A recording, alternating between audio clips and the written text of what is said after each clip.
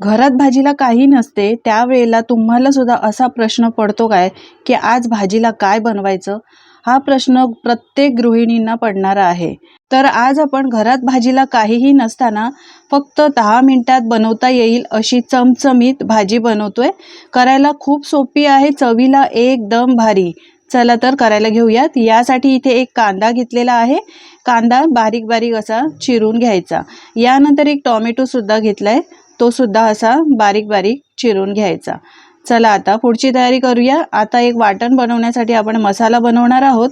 तेलामध्ये एक मोठा उभा चिरलेला कांदा घातलाय. कांदा चांगला सोनेरी रंग येईपर्यंत परतून घ्यायचा.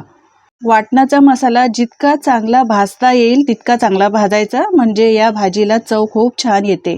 आपण चुलीवर जसा भाजतो कांदा किंवा खोबरं त्या पद्धतीने सुद्धा तुम्ही भाजून घेऊ शकता, म्हणजे डायरेक्ट गॅसवर भाजू शकता. कांदा परतून घेतलेला आहे.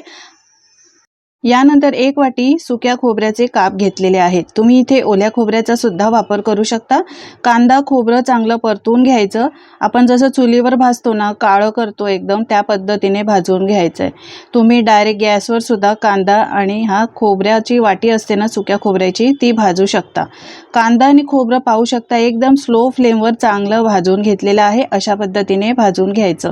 यानंतर घालूया 4 ते 5 लसणाच्या पाकळ्या, एक आल्याचा तुकडा, 1 चमचा जिरं, 1 चमचा बडीशेप, 1 चमचा धणे अख्खे घातलेले आहे, 2-3 लवंग आणि 2-3 काळी मिरी. गरम मसाल्याचा वापर सुद्धा जास्त केलेला नाही.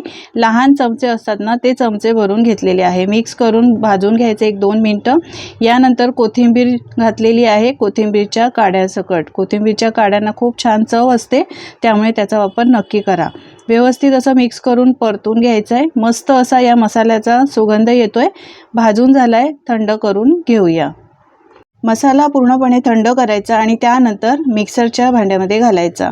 मंडळी, तुम्हाला माझी जर रेसिपी आवडत असेल तर एक लाईक करायला विसरू नका आणि तुम्ही ही कुठून रेसिपी पाहता हे सुद्धा मला कमेंट करून नक्की सांगा, म्हणजे मी तुमचे आभार मानू शकेन. आता मसाला मिक्सरच्या भांड्यात घातल्यानंतर थोडंसं पाणी घातलंय आणि आता हे वाटण करून घेऊया. पाणी घालताना सुद्धा जास्त घालायचं नाही, कमी पाण्यातच हे वाटून घ्यायचं आहे, म्हणजे या मसाल्याला चव खूप छान येते. हे बघा, असं वाटण करून घेतलंय, बारीक वाटून घ्यायचं. आता कढईमध्ये तेल घालायचं. आपण जी भाजी बनवतोय त्याला तेल थोडंसं जास्तच लागतं. 3 ते 4 चमचे इथे मी तेल घातलंय. तेल चांगलं गरम झाल्यानंतर यामध्ये घालूया 1 चमचा मोहरी आणि 1 चमचा जिरं.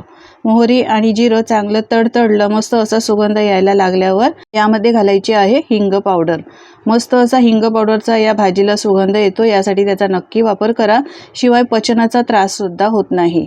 यानंतर एक बारीक चिरलेला कांदा घातलेला आहे. कांदा चांगला परतून घ्यायचा. आपण जो कांदा चिरून ठेवलेला होता तो घातलेला आहे. कांदा चांगला स्लो फ्लेमवर परतून घ्यायचा आहे. कांदा चांगला परतून झालाय.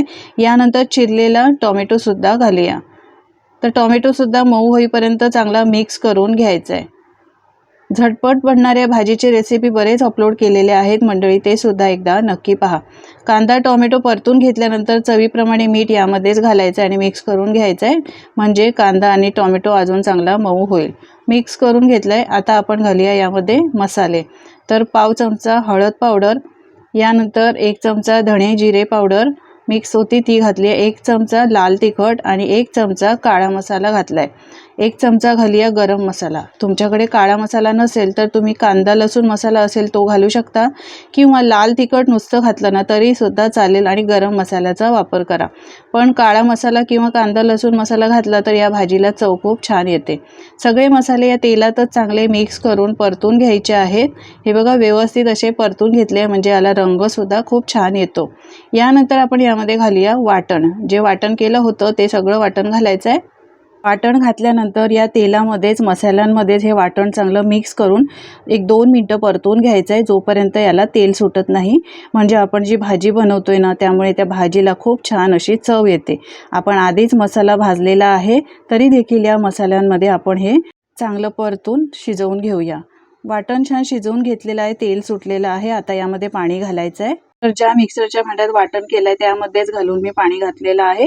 2 ग्लास इथे पाण्याचा वापर केलाय. मिक्स करून घेऊया आणि त्यानंतर याला चांगली एक खळखळून उकळी काढून घेऊया. पाहू शकता मस्त असा रंग आलेला आहे। 4 ते 5 मिनिटं मी छान अशी ही उकळी काढून घेतलेली आहे। मस्त अशी तर्री आलेली आहे। यानंतर आपण यामध्ये शेव घालणार आहोत। तर आपण आज शेव भाजी बनवतोय, अगदी झटपट बनणारी। हे मोठे शेव घेतलेले आहे, शेव असे पसरवून घालायचे।